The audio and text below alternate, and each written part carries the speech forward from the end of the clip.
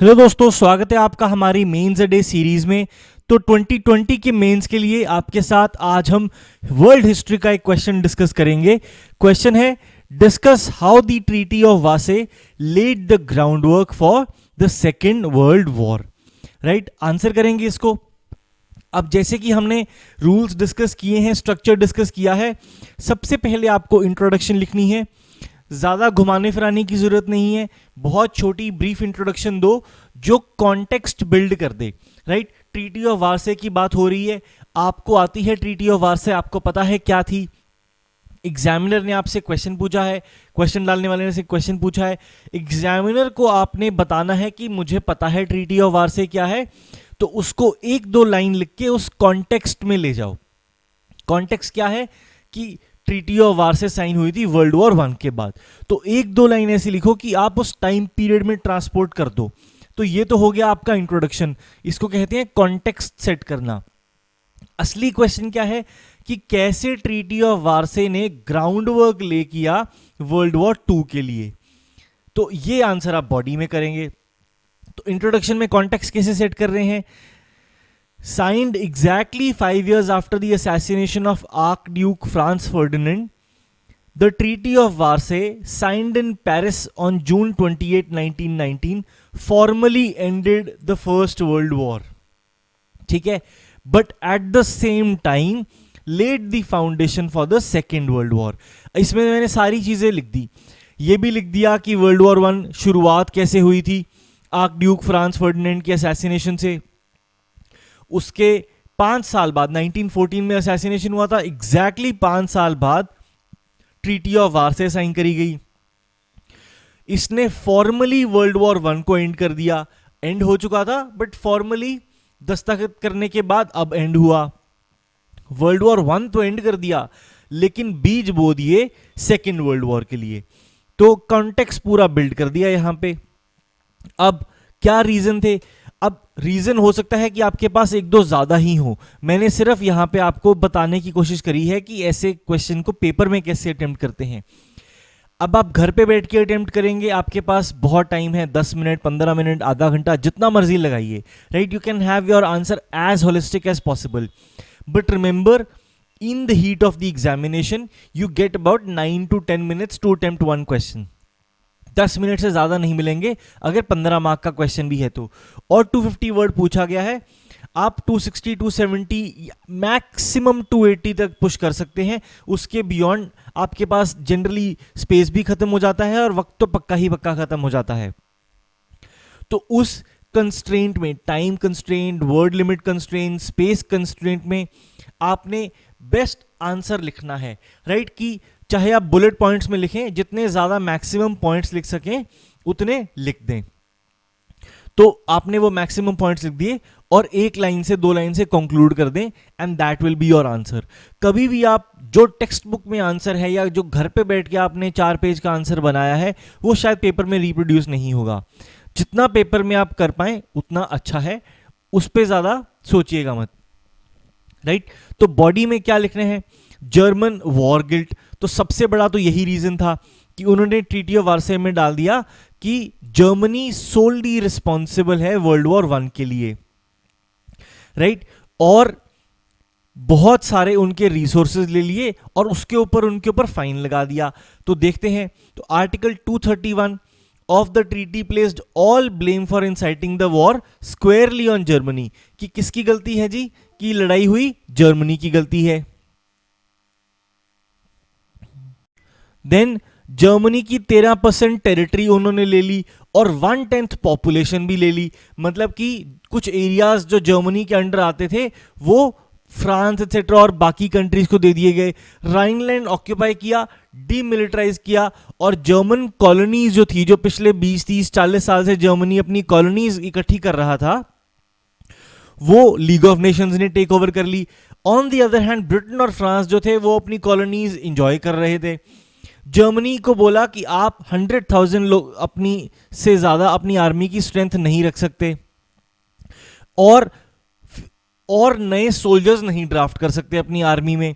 Then उनके जितने भी लार्ज वेपन्स थे, राइट, वो कन्फिस्केट कर लिए गए और जो उनकी नेवी थी वो भी जर्मनी को बोला गया कि आप खत्म करो, डिसबैंड करो, कि लार्ज वेसल्स नहीं रख सकते आप अपनी नेवी में। देन साथ ही साथ जर्मनी के ऊपर फाइन भी लगाया, 37 बिलियन डॉलर के इक्विवेलेंट का फाइन लगाया उस जमाने में 1919 में। अब आप देखो डबल जेपर्डी है ये, एक तो आपने फाइन भी लगा दिया, ऊपर से जितने भी उनके रिसोर्स रिच रीजन थे जहां से शायद वो अपनी इकोनॉमी को बैक ऑन ट्रैक ला सकता था, वो भी आपने उनसे ले लिए। अब बचा ही कुछ नहीं है, राइट। अब तो जैसे कॉरपोरेशंस तो बैंकरप्सी डिक्लेयर कर देती हैं, लेकिन नेशंस के पास ऐसा कोई स्कोप नहीं है कि मैं बैंकरप्सी डिक्लेयर कर दूं। तो this was the seed for an economic meltdown of Germany. और जब इकोनॉमी मेल्टडाउन करी तो एक साहब आए जिनका नाम था अडोल्फ हिटलर, उन्होंने अब देश के लोगों को रैली किया कि आप मेरे को चुनो, मैं जर्मनी की जो खोई हुई इज्जत है, प्राइड है, वो वापस लेके आऊंगा, जो हमारी बेइज्जती हुई है, ह्यूमिलिएशन हुई है, उसका बदला लूंगा। लोगों ने कहा बेइज्जती तो हुई है, प्राइड तो गई है, इसको लेके आओ, मौका दे के देखते हैं शायद ये कुछ कर दे। एंड कर ही दिया साहब ने फिर, राइट। देन अगला पॉइंट, वार्से ट्रीटी ने कोवेनेंट इंक्लूड किया कि लीग ऑफ नेशंस जो बनी है, एक इंटरनेशनल ऑर्गेनाइजेशन जो बनी है, ये देशों के बीच में पीस प्रिजर्व करेगी, राइट। तो अब जरूरत महसूस हुई कि पीस मेंटेन करनी है, करेंगे, एक लीग ऑफ नेशंस एस्टैब्लिश करी, बट बिल्कुल नॉमिनल थी, ये सिर्फ नाम की थी। क्यों? क्योंकि यूएस जिसने प्रपोज किया था, इवेंचुअली यूएस की सेनेट ने मना कर दिया रैटिफाई करने से, ट्रीटी ऑफ वार्से को ही रैटिफाई नहीं किया, बिकॉज लीग ऑफ नेशंस का कॉन्सेप्ट था। उन्होंने कहा कि ये कौन सी ऑर्गेनाइजेशन है और ये कौन है, क्या क्रेडिबिलिटी है, क्या अथॉरिटी है कि दुनिया के सारे देशों के बीच में इश्यूज के ऊपर ये चर्चा करेगी और फैसला लेगी। तो यूएस ने ही साइन नहीं किया। Then moreover middle east के जितने भी नेशंस थे, छोटे छोटे नेशंस थे, वो मैंडेट्स बन गए, कुछ ब्रिटेन के मैंडेट्स बन गए, कुछ फ्रांस के मैंडेट्स बन गए। मतलब कि दोनों को ये सारे नेशंस को इन दोनों नेशंस के अंडर रख दिया गया कि ये आपकी जिम्मेदारी है, राइट, ब्रिटेन और फ्रांस, कि आपने देखना है कि आप इनको रूल कर सकते हैं, सो कॉल्ड गवर्न कर सकते हैं, राइट, जब तक कि ये नेशन तैयार नहीं होते इंडिपेंडेंस के लिए एट अ लेटर टाइम। जब ये देश तैयार होंगे तब इनको हम इंडिपेंडेंस दे देंगे, लेकिन अभी के लिए ये आपके मैंडेट्स हैं। अब ऐसा है कि ये सिर्फ पैराफ्रेज कर दिया गया है, ये घुमा फिरा के बात कर दी गई है। बेसिकली ब्रिटेन एंड फ्रांस जीत गए थे, उन्होंने कहा कि हम तो अपनी कॉलोनीज रखेंगे, हम तो अपनी कॉलोनीज से जो रिसोर्सेज ले रहे हैं, पैसा ले रहे हैं, जो एक्सप्लॉयटेशन कर रहे हैं, उसको एंजॉय करते रहेंगे। जर्मनी हार गया है, उसको गिव अप करना पड़ेगा, ना ही सिर्फ अपनी कॉलोनीज बट अपने खुद के देश के रीजन्स भी। तो ये जो था, ये तो एक मुंह पे थप्पड़ था कि सब कुछ ही सिंगल हैंडेडली जर्मनी के ऊपर डाल दिया गया था।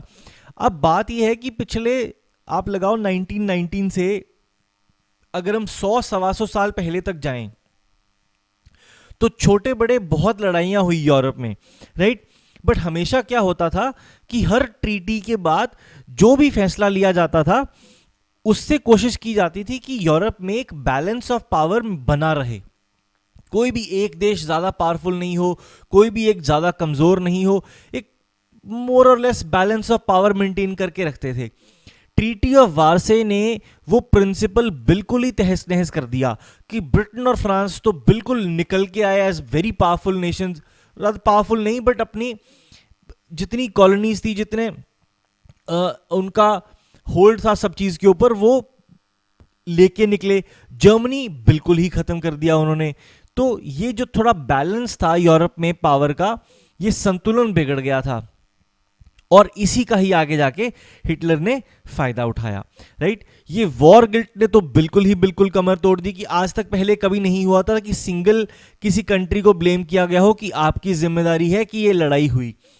तो अब ये ट्रीटी ऑफ वार्से हुई और देश के सिचुएशन आने वाले सालों में बद से बदतर होती गई, और जो राइट विंग जर्मन पॉलिटिशियंस थे उन्होंने इसको नेशनलिस्ट रैलिंग पॉइंट बनाया कि हमारी जो देश की बेइज्जती हुई है उसका हम बदला लेंगे, हमारा जो इंडस्ट्रियल आउटपुट है वो खत्म कर दिया गया है उसको वापस लेके आएंगे। बिकॉज हाइपर इन्फ्लेशन इस लेवल की थी जर्मनी में कि ऐसा कहा जाता है कि अगर आपको सर्दी में हाथ सेकने हैं तो आप कोयला नहीं खरीदते थे, आप बकायदा जर्मन करेंसी नोट्स जलाते थे। बिकॉज एक कार्ट भर के जर्मन करेंसी नोट्स की वैल्यू कम थी then a cart full of coal. तो आप करेंसी नोट्स जलाते थे हाथ सेकने के लिए। इस लेवल पे हाइपर इन्फ्लेशन थी और जर्मनी की इकोनॉमी बिल्कुल खत्म हो गई थी by the end of 1920s। और उसके बाद राइट विंग पॉलिटिशियंस आए जिनको आगे हिटलर ने सॉर्ट ऑफ जिनकी लीडरशिप संभाली और जर्मनी को एक बहुत ही डिफरेंट रास्ते पे ले गए एंड इवेंचुअली पूरी दुनिया को एक डिफरेंट रास्ते पे ले गए, राइट। तो ये थी थोड़ी कॉन्सेप्चुअल कहानी। होपफुली आपको स्ट्रक्चर भी समझ आया होगा। इंट्रोडक्शन में कॉन्टेक्स्ट बिल्ड करना, बॉडी में एक्चुअल आंसर करना, नॉट दैट कि इंट्रोडक्शन आंसर नहीं करता है, but introduction primarily context build करता है एंड कंक्लूजन करके देके एक लाइन में आपने अपने आंसर को अच्छे से टाई कर दिया है कि ये कंप्लीट आंसर है, right. So this is how you approach, this is how you answer. मिलेंगे आपसे नेक्स्ट वीक के मैड के साथ, तब तक के लिए thank you and keep watching.